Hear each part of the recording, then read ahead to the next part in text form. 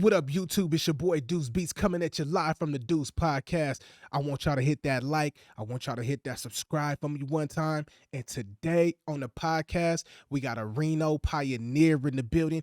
He been holding it down for so long in this Reno music scene. You know what I'm saying? And I respect this brother so much. We got my brother Yondo in the building. What up, Yonda? Yeah, chilling, my guy. How's it going? Good, man. How you doing? Living, man. Friday. Oh, man. What you over there drinking? You starting the Friday off right, huh? Yes, sir. Got to, man. Man, that's what's up. Hey, yo, so look, I want to start from the beginning, you know what I mean? Take me through your childhood. Oh, Sam. Childhood, man. I grew up Opelika, Alabama, man. Small little town with my family. About 14, 15, I ended up moving. I moved to Cincinnati for a year, then I moved out here with my pops. Yeah. And you know what I mean? About 9, I started writing, man, but I started writing R&B. That's actually my original passion, man. I wanted to be a member of New Edition, man, but my EPs wasn't working out for me, you know what I mean? I had the vocals for that, man, and I called Crush Groove one day in the movie theaters, man, and that was it, man. I knew I want to do this music shit. I want to be a rapper, and you know, I'm the daddy I've been producing, and here we are. Man, that's crazy. So what was Alabama like before you got out here? How was that? Bro, for me, it was heaven, man. You know what I mean? My whole family, all my family was out there. You know what I mean? My cousins, my brothers. You know what I mean? So it was fun as hell. I just kept getting in trouble, man. So. Like, you got to go. Man, you got to go. Hey, look, I can't even imagine you even getting in trouble, man. Like, you know what I'm saying? Because you, like, you know, now you just super humble and everything. So I can't even imagine you in trouble. Yeah, man. It took those life lessons to get to this humble guy. You know what I mean? You being big-headed, you know what I mean? Running into brick walls over and over again. And you finally, you know what I mean? You get a family, you realize you got to settle the fuck down. And, yeah, you know what I mean? I learned the hard way, let's say. Yeah. And so, your pops, right? Your pops he got transferred, and then that's how you ended up out here? Yes, sir. Yep. Crazy. That's crazy. Yeah. And so when you first got out here, who was the first person you met? When I got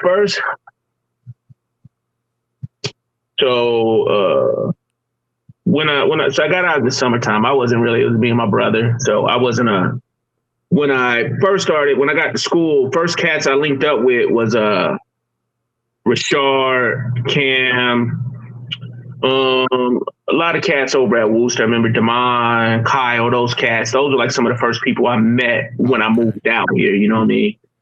And it's funny because I remember when I first met Rashard, man, I wanted to fight him at first. Hold on, wait. What you want to fight Rashard for? I don't know, man. When I first met him, he was annoying as hell. Then years later, he the best man in my wedding, but crazy.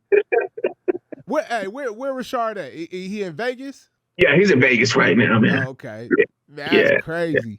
And so when did you first get your first taste of music? Oh man. Like I said, I was 9, bro. I was writing, man. Like I had notebooks, files and files of just songs that I wrote starting at 9, man. Like when I was little, bro, you know what I mean? I'm a Gen X baby, so I read a lot, man. Encyclopedia, Stephen King, all that shit. Like, so I just had a bunch of freaking knowledge in my head, man. And just songwriting was like an outlet for me at the time. So I started writing at 9. I actually got a songwriter's deal, 14, with Arista Records back in the day. You know what I mean? Crazy. Right. So yeah, I wrote. Writing has always been my thing, man. Whether it's poems, books, songs, I enjoy I enjoy that aspect of it. You know what I mean? Right. So yeah, it started really, man, from about 9 years old, bro. And then I flipped over to rap. I want to say about like 13, 14. Oh shit. And then who else was out here rapping at that time when you got out here? So when I got out here, the only big name at the time was P-Dub was really putting in work at the time when I moved out. I mean, he had a song on the radio at the time. Crazy. And then I kind of just, grew up with, like I said, Shawty, Tori, my people. Then you had Damon. At the time, it was just Damon and Kyle. Then they picked up Meta, and then Dash moved out here like a little bit later. But then they was doing that Element thing. And then you had Cliff Notes, you had John, Larry, everybody over there that was doing major waves, Tracy, all them, you know what I mean? So, but I feel like we all kind of got into it around the same, at least how I feel when I came out. We all kind of jumped into it around the same time. The only person that was really doing it that I can remember when I got out here was P-Dub. Oh, P-Dub? Yeah, man, yeah. That's crazy. And so I know you know my brother. You know what I'm saying? Yep. What was he doing? Was he rapping? Was he the bodyguard? What was he doing? So he may have wanted to rap. I think, like I said, I think I made a beat for him at one point, but he was the bodyguard. He was the big bro that don't get out of line. You know what I mean? We knew the muscle to call. You know what I mean? So him and Tori rap, but Twan and T was like, they was the big homies, they was the big brothers, so we knew who we had to call if there was any kind of real issues. That's crazy. That's crazy. And so when did you first meet my brother? What was y'all first encounter? Bro, see, that's a good one. The first time I met him, I didn't really meet him. The first time I met him, I saw them beating the shit out of somebody over at Sparks High. Oh, really? That was the first time I saw him. And then Tori brought him through, him and Lou brought him to the crib, man. It was just, everybody just clicked up, man. So the first time, I can't even really remember, it was so fun just partying and kicking it. Yeah. Yes, Tori brought him through and he was always a homie after that, man. Crazy. Hey, and now I heard that your spot was the kicking spot. It was the spot, man. Anybody that knew, man. Pops had hit the road for the weekend, but we would tear that motherfucker up. For real. Y'all, so I know y'all was throwing some crazy parties and everything. Sir, yes, sir. Like I said, a house party times 50. I mean, man, we get kegs. We charging motherfuckers at the door. We have it packed hella. I can't say bitches no more. So hella women, the homies. It was, it was a spot. We would turn up big time. Man, that's crazy. And so how did the rap group form with you, Tori, Rashard, and y'all have one more, right? Yeah, it was my little brother, Bray. Oh, okay. Yeah, actually, so it was my little brother. And then Q was an affiliate. He was down with us. The way it really started, man. Like I said, I met Shawty, and at first, I don't know, he was a little annoying to me when I first moved out here. And I came, I forget if it was football practice or we just on the basketball course. And he was rapping. I started rapping with him, and it was like, okay, I like Brody got bars. Let's do it. So we started just play rapping and shit. You know what I mean? Before I moved out here, man, I made, and I don't care what nobody say, I made the first ever mixtape. I was making mixtapes before mixtapes was a thing. You know what I mean? So that's crazy. When me and him linked up, man, you had to ask him if you get him on. You had to ask him. So I was still doing that when I got out here. So I didn't really have no studio. I didn't have no beat machines. I didn't have nothing, bro. I was just taking other people's songs. Yeah. We just record them in the boombox, spit our lyrics over, you know what I mean? Put the tape in the next one, put in, that's how we were rapping back then. I got him on, I don't know if you remember MC Brains. He had a joint out, man. And that was the first time I got Rashard to rap something on, recorded. It was like, God, I can't remember the MC. He was like, oh, gee. I can't remember the song anyway. This motherfucker came out and he started flowing like MC Brains for a minute, and then the hook was like, "Fuck my pussy, la la la." I'm like, nigga, that's stupid as fuck. But we linked off that, man, and then we got with Cam. Cam's dad was producing at the time. He got us in their studio, and so it was me, Cam, and Raw for a bit. And then me and Raw always just kind of vibed and rapped together. So we was always kind of group. And then when Tory came back from college, man, he just kind of clicked up. He was kind of DJing a little bit at the time. So, oh shit, yeah. So at first, before rapping, he came on. He was just DJing, and then kind of showing me some beat making stuff. And then my little brother moved out here, and that was it. We just kind of all clicked up and formed Voltron. Man, that's super dope. And so, look, I didn't even know Tory could rap. You know what I'm saying? I heard the stories. I'm like, man, I don't think Tory could. But now you did send me a video. Yep. And that song that y'all was performing, that song go crazy. Yeah, so, was that was a Players Play? Yeah. Players Play. Yeah. And so, take me through y'all first ever performance. Where did y'all perform at? Our first ever. I'm gonna be honest, bro. I drank a lot, smoked a lot. going that far back might be tough. Yeah. But I think that video I sent you was one of our first ones, man. I know we did a bunch of other ones. Limelight, I did some shit over there. But I think that was maybe our first big one. I think, and if you saw a lot of the team. Only people that was missing was my boy Q. Yeah. And Shard was in there because they had both went to UNLV at the time. So, yeah. So they were out at college at the time. But other than that, you had Scott, you had B, you had Tori, you had me, brother Jay. So it was like the whole squad, man. But that was, and then the homegirl Julia. We just bro, I ain't gonna lie. I used to get so fucking lit, man. So I can't remember that night, but I don't 100% remember. Watching the video was like a journey through time for me too, bro. Yeah, no, because even the video, because you sent me 3, right? Yeah. One of the videos I seen, you know what I'm saying? You was drinking a 40, I think. I'm like, wait, because I think that was what, 93? Yep, 93. I think that was. How old was you at 93? 93, I was 16, I think. 16, 17. Yeah, man. You was in there drinking that 40 like a grown-ass man already. Yeah, man. I used to, and what's scary, man, I watched shit like that, bro. I used to toss a couple of those back a night, man. So I used to be wild, and I used to be out of my fucking mind sometimes. Oh, really?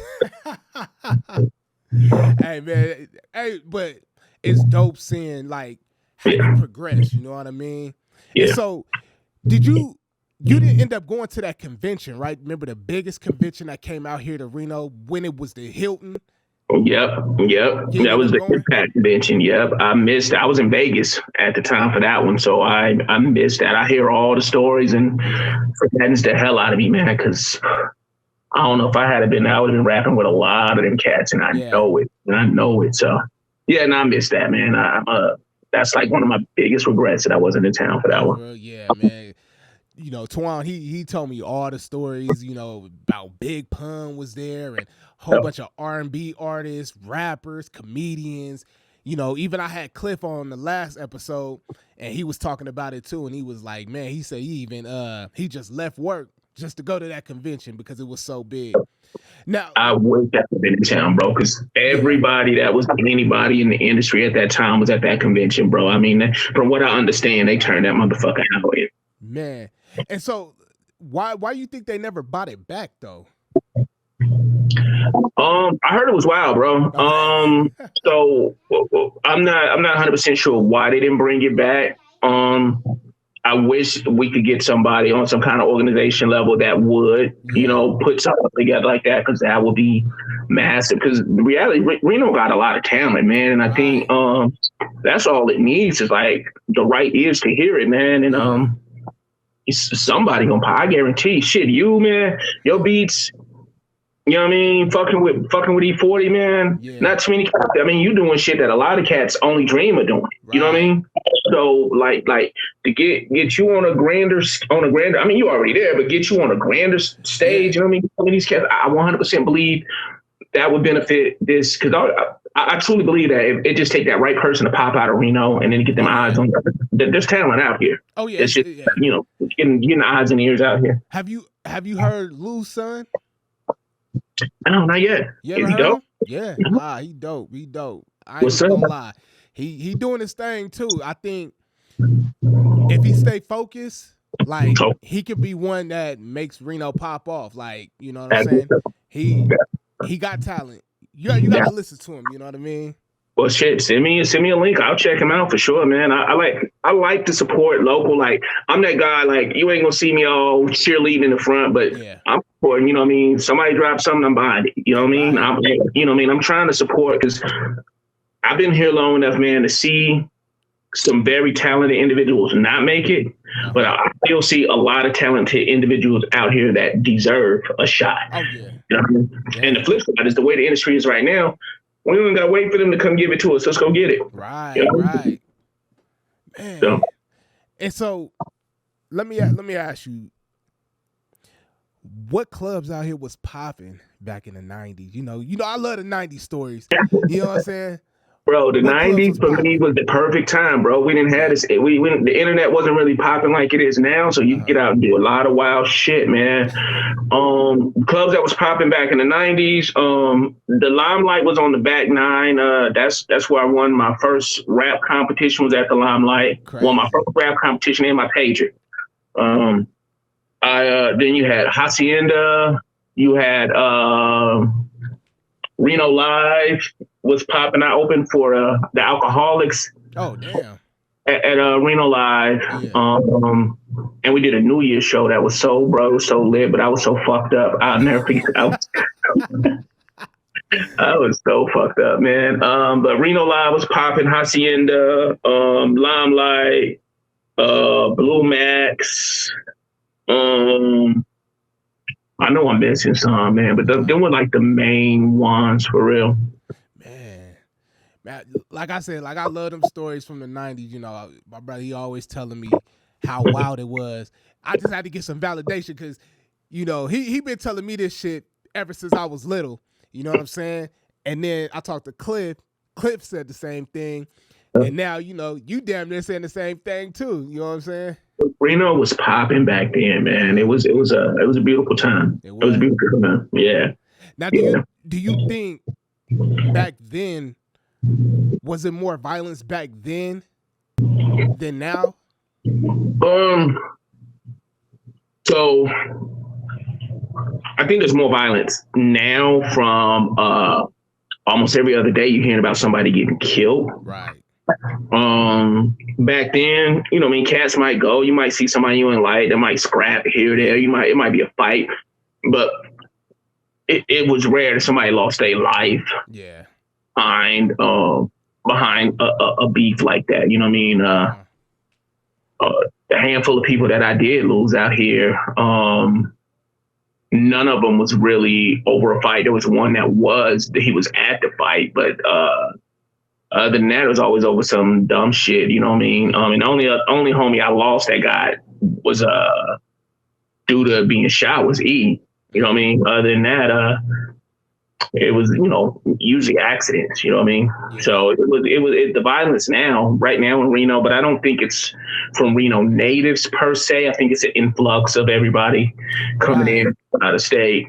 You know what I mean? I think the people that's been here for a hot minute and got kids now in it, got little teeth in the game, we're not beefing like that. Right. You know what I mean? Most people know each other, you know what I mean? And so it's not like that. So I think now there's more violence now, but I don't think it's from the heads that's been around for a bit. Right. And so back in the 90s, right? Were you at that club that was on Keystone where Drew Down was? I was there, man. I was there. I think it was a Drew Down. It was Drew Down. Loonies, right? Yep, the Loonies. Yep. I was there that night. The parking lot got wild. I ain't gonna go too much further, but it got wild. It got wild. It got wild, man. Yes, sir. It was crazy. Yeah. Hey, man, I could only imagine, like, you know, what was going down that night. You know what I'm saying? Because I work at the news station too, right? Okay. And what's crazy is I pulled up the news clip, and they had shells everywhere throughout that parking lot. Yep. You know what I'm saying? Yeah, it got wild, bro. It got wild as fuck. Yeah.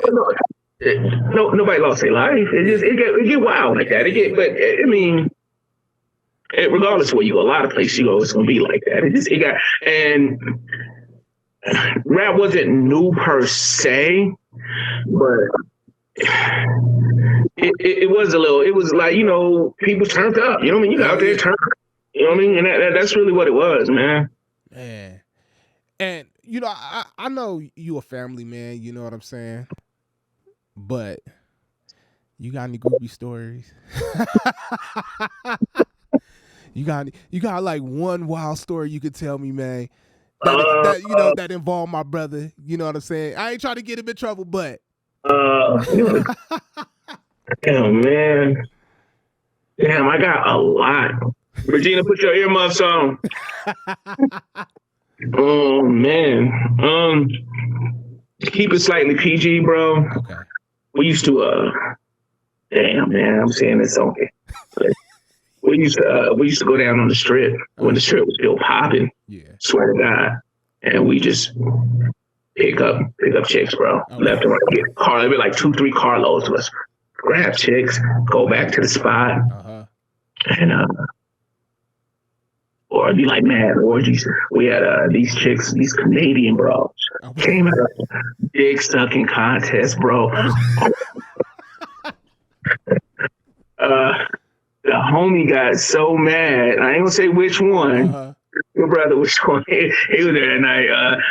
And Tori was up pretending he was our Jamaican partner. Oh man. This nigga spent the whole night walking around with a fake Jamaican accent with these bros.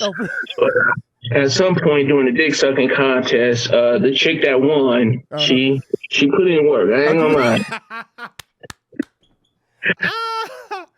But at some point, somebody must have got pissed off because they took these bras. They from Canada, mind you. They staying at Circus. Yeah.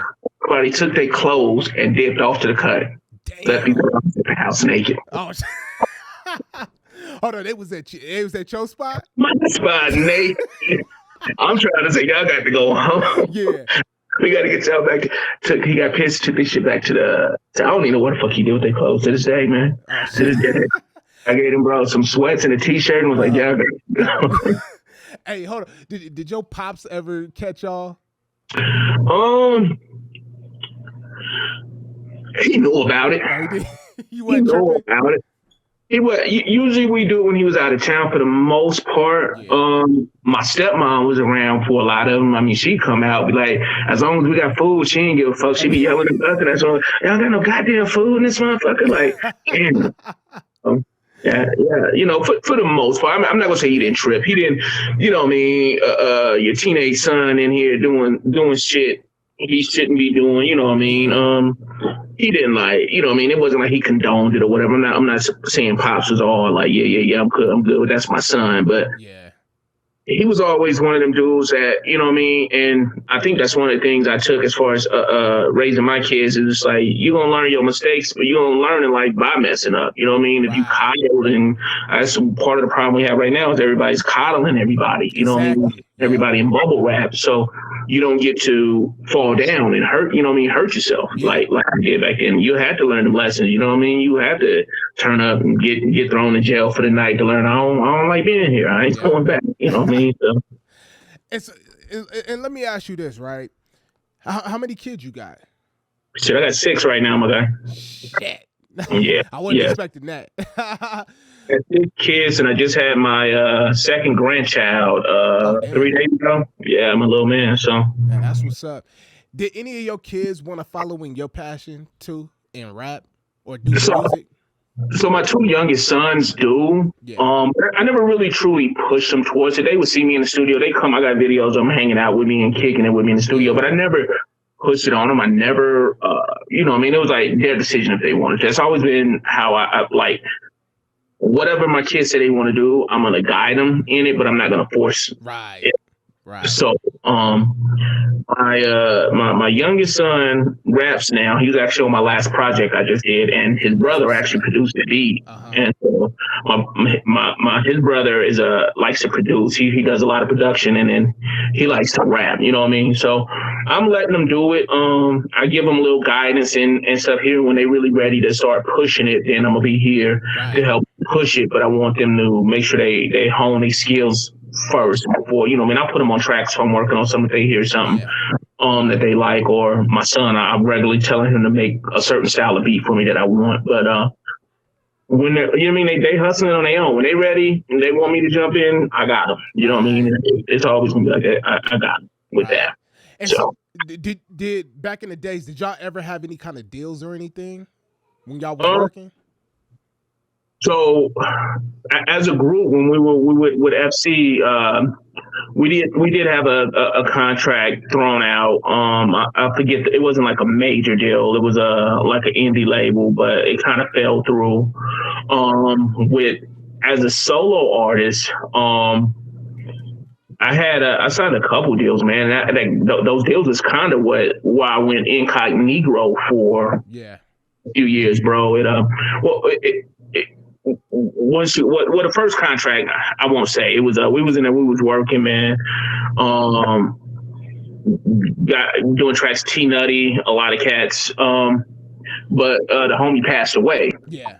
So when he passed away, I kind of moved back out here and that's when I jumped into the FC shit, and we did that shit. And like, so we had a little indie deal, but shit started to fall apart, egos, dumb shit going on within the group. One of my artists was fucking my business partner's girlfriend, was fucking on his girl, and he found out the hard way.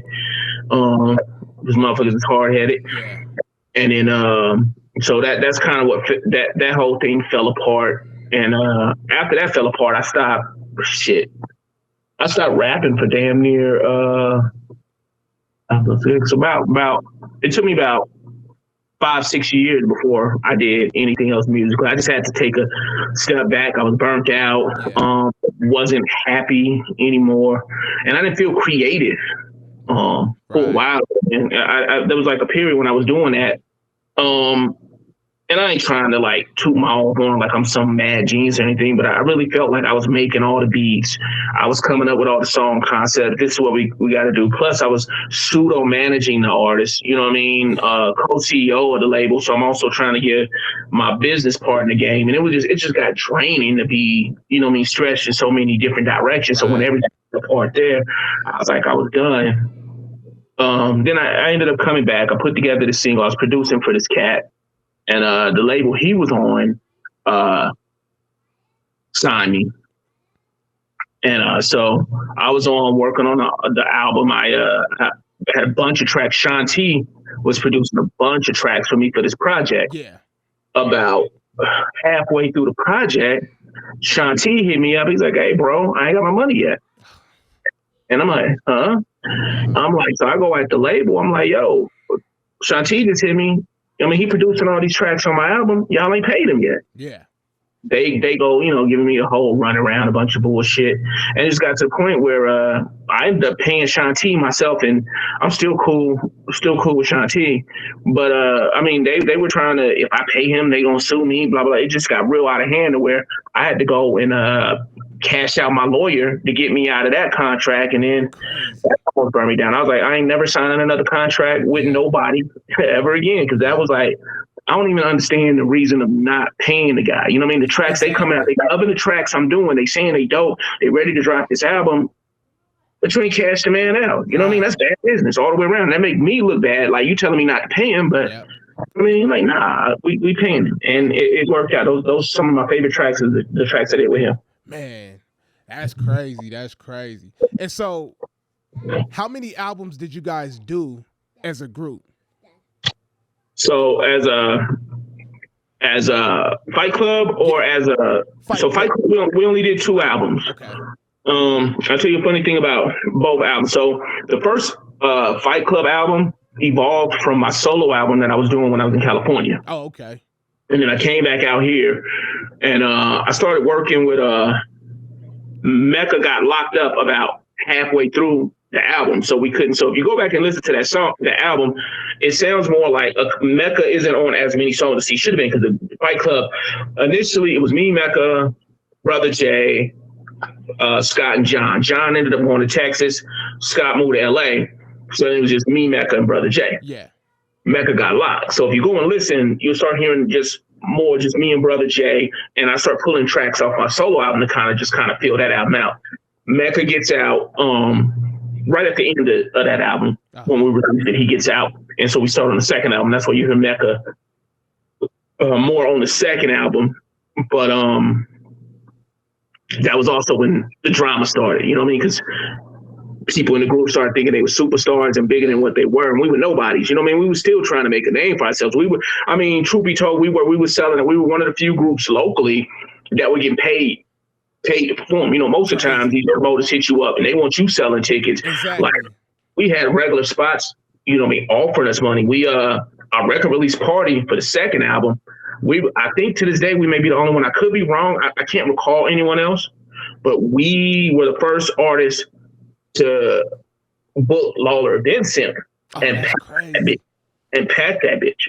So it was going in the right direction. That's kind of when we got the deal in the middle of the second one, but it was off the first album. Yeah. And my business partner at the time, because he didn't have anything to do with the first album, and those members wasn't really, you know what I mean, on board with that. So that's kind of how that fell apart. And then just like a bunch of infighting, a bunch of behind the scenes shit, like any other group, man. It's tough to keep. And I think at the time we were me, Mac, Jay, Lace, Sarah, about 7, 8 of us, bro. We were deep. So you're trying to, all these different moving parts, and everybody got their own ulterior motive that just ended up falling off. And I had to take a step back after that, man. I needed a breather after that one. Right. And then with your brother, Tory, and Rashard, how many albums did y'all do? So we did one that was released, and it was actually my solo album, but they're featured on it. So at the time, we got a couple other projects that we never released. We got a total of 4 albums. Yeah. We did one with Trick, the one with we did the Foundation, and then we did the War Horseman project. Okay. So we had in the pipe, we had 4 total albums. My solo album was the only one that came out. Yeah. And shit just kind of happened. Shorty and Q, like I said, they went off to school. And we just started going, you know what I mean? People's interests started changing, you know what I mean? And one of our members, you know, started chasing the females a little probably harder than chasing his rhymes. And it just, you know, it's life, man. Especially when you're young, man. You don't really, and me and Shorty, we talk about this. It's like, we didn't have that right. We didn't have that big homie. We didn't have that managerial voice. We were like our own managers. So we were teaching ourselves a game as we were coming up in the game. Yeah. So our business acumen probably was not as on point as it should have been back then. So I still got tracks that we did years ago, you know what I mean? Sitting in my computer. It's just, you know, we all grew and we went in different directions, and it was like, it is what it is. Right. With my brothers, it don't matter. You know what I mean? We don't gotta do me. Them the type of cats you don't gotta do music with for them to be family. Like Twan, like your brother. That's my dude. I just saw him a couple years ago. He's still my people. You know what I mean? It ain't, you know what I mean? Right. So the music ain't the bond. Yeah. And so I heard a story, right? That y'all performed with Digital Underground and Money B of Digital Underground. He really gravitated towards Rashard as an MC. Yep. So can you kind of take me through that? And where did y'all perform at too? The club we performed at, what was that? Hey, what was that club off of Keystone downtown? Or you know the club I'm talking about? Was it Q? No, not Q and Cushion. The one it's over kind of now where that pizza joint is, where they got that little shopping center. No. Q and Cushion was on the it was on the other side of the freeway. I can't remember the name of the club, but was that the same club that Drew Down and them was at? Okay. Yep, the same exact one. I can't remember the name offhand right now, but Money B, Shorty. Back then, Shorty was.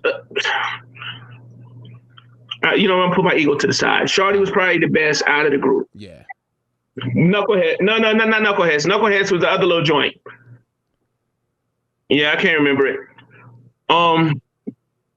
Shardy had bars. I think me and Shardy went like, I think it was like Still Sharp and Still, because I really felt, I go back and listen now, I can listen to our older music. Shardy was better than me back then. I'll eat his lunch right now, but you get him now, huh? But no. Shardy was raw. He always was raw. I mean, funny we say raw because his initials spell raw. You know what I mean? Richard Ari Wilson. That was I'm saying his government on a fucking let's bleep the government. His initials was raw. So his mom, like from birth, they planned him out to be raw. Yeah. And lyrically he was dope. You know what I mean?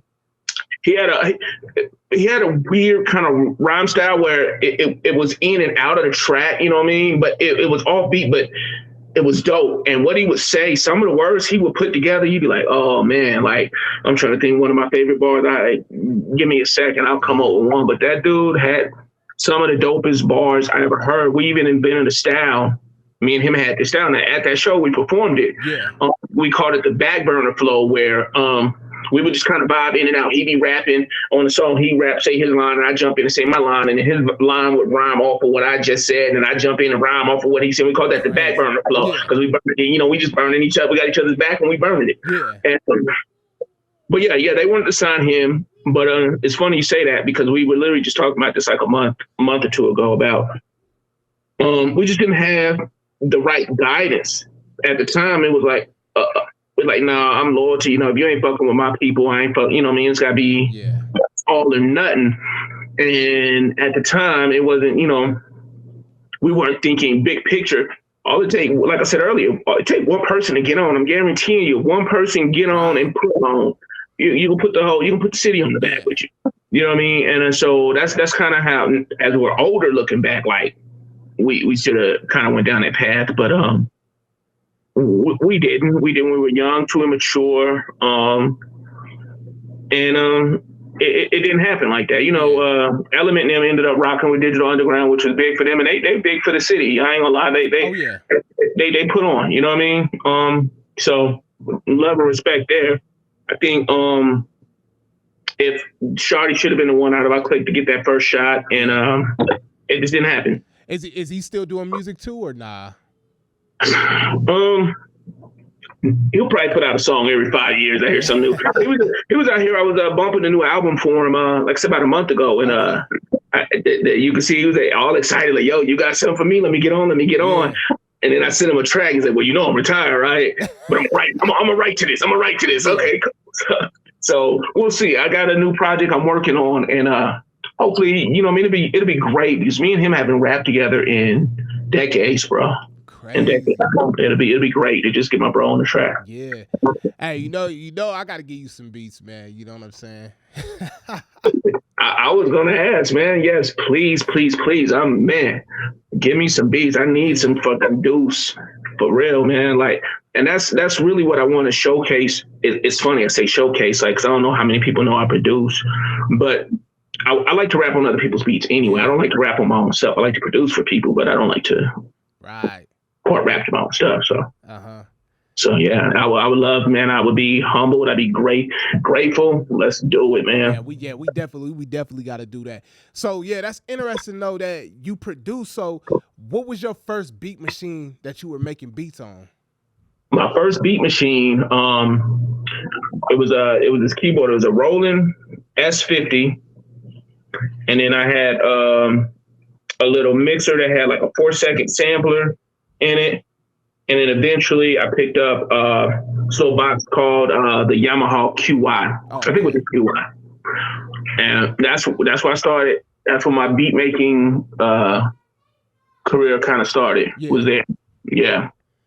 And just kind of evolved from there. The homie picked me up the MPC right when MPC was dropping. I tell anybody that'll listen, I was the first cat in Reno with the MPC, the MPC. And then I'm kind of weird, and because I was the first person with the MPC, I don't care, I will fight anybody. Stand on that. And then nobody had an MPC before. Nobody had it. Then all of a sudden one night, everybody had it.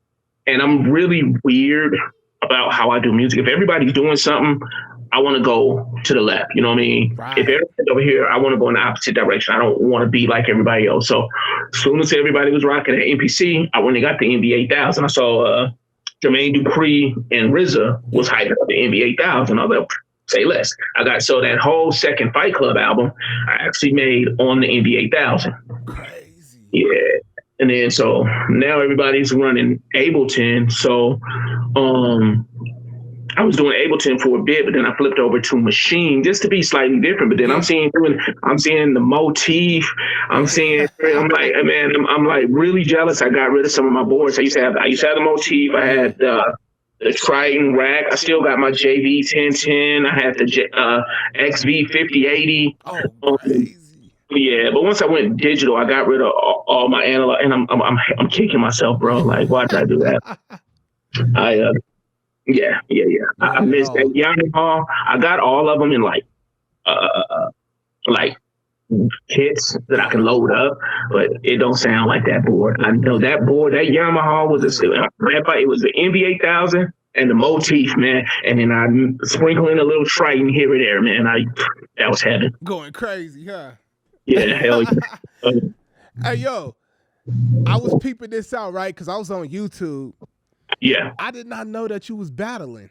I actually, when I started rapping back in the day, that's actually where I started, was battle rap. I started off as a battle rapper. But the battle game to me is a lot different, so I don't do it like I used to when I was younger, because I came up more off the top, you know what I mean? Just freestyle battle rap. That's my favorite. It's like capping, you know what I mean? Or you just go in and you just make it fun of cats, but it's spontaneous. But yeah, I did a battle or two out here. I just don't like the idea of rapping, going in, prepping. Yeah, you know what I mean? To me, it don't feel right, but that's me, you know what I mean? My opinion don't count on that matter. If cats enjoy it, do it, you know what I mean? But I did it a couple times and I just did not enjoy it as much as just like, I want to come off the top, like, you know what I mean? Yeah. And like, if you can really, if we talking about freestyle rap battling, that's where I'm at with it. But, yeah. Instead of like it being like a whole, like you writing down your whole battle. And And it's funny you say, because that's what I had time to go prep my competition. I watched all his previous battles, took my notes and wrote it. And here's the funny thing about that. I don't know which one you saw. I'm thinking you're talking about the one with APB, but I did a couple against some other guys. And I joked with APB about this. I wasn't even going to battle dude at first because I felt so uncomfortable just writing diss tracks again. Like I would rather freestyle. Yeah. And then the promoter hit me up and he's like, oh, he think he could take you. He put money on the line. I'm like, okay, say less. I'm writing. Say less. If it's money on the line, I'm writing. And it was a fun battle. I wouldn't do it again just because I don't enjoy those type of battles. Yeah. Man, that's crazy, man. And so, man, I just appreciate you taking the time and, rocking with me today.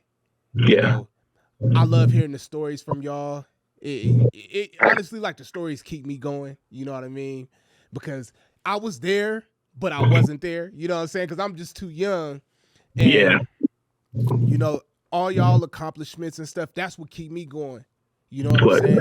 Your accomplishments make us all proud. You know what I mean? Because it's like you like you said, you were there, but you was the young one. But now you taking the torch and you running with it. So we, you know what I mean? We all rooting for you, like go get it, man. Eat. You know what I mean? It's your time right now, and I appreciate you having me on, man. And just you know what I mean? I'm truly humble because I feel like as far as the city goes, as far as this rap thing, man, I don't feel like I'm like one of the bigger artists out here. So just for you to shine your spotlight on me and give me an opportunity to like speak my truths and you know what I mean, take, you know what I mean, re-walk down some of those paths is like I'm humbled and grateful for that, brother. Yeah, man. Just like I said, man, I appreciate y'all. I appreciate everybody in Reno, you know, and I just want to, you know, by having this platform, I just want to shine the light on all y'all, you know what I mean? So I got, you know, my next one, I'm trying to get P-Dub, but I can't find him nowhere. I might go, I don't know if he's still over there. He used to live right down the street from me, man. Oh, for real? Yeah, I might drive back over there and see if he's still over there, man. Yeah, man. Last time I talked to him, his son was doing music. Oh, crazy. Yeah, I gotta see. So yeah, man. I mean, and that's what's so beautiful about it. It's like, the extension. Your brothers, his family, you doing it big right now. You know what I mean? P-Dub got his son out. Cliff's kids is out here doing it. You know what I mean? My son, I'm trying to get him into it. So it's like, while we may not be as active as we used to be, we still seeing our family, we seeing our people do it. That's what makes it beautiful. It's like it's humbling, and it makes you happy knowing that somebody still got that torch and they still running with it. You know what I mean? So go get it, go eat. So that's what I'm telling you, go eat. You already putting on, man. So just continue to do what you've been doing, and that success is yours. You own it. Man, I appreciate you, man. Hey, shout out your social media for the fans one time too. Social media, Facebook is Yon Doe. My Facebook page is Alien Doe. Instagram at Alien Doe. TikTok at Alien Doe. Same with YouTube and X. The website is noenvyentertainment.com. Yeah. Yep. And then, I'm everywhere. Duse Beatz is all the same. DuseBeatz. Y'all can find me on TikTok. Y'all can find me on Instagram, Facebook, all that. Hey, one more last word from you, man. I need that. Last word from me is, man, put on. Everybody put on. Deuce, make it slap, Trey. Hey, you know what I'm saying? Everybody, we got to put on, man. Hey, that's a wrap, you know what I'm saying? Deuce, make it slap, trip. We out of here.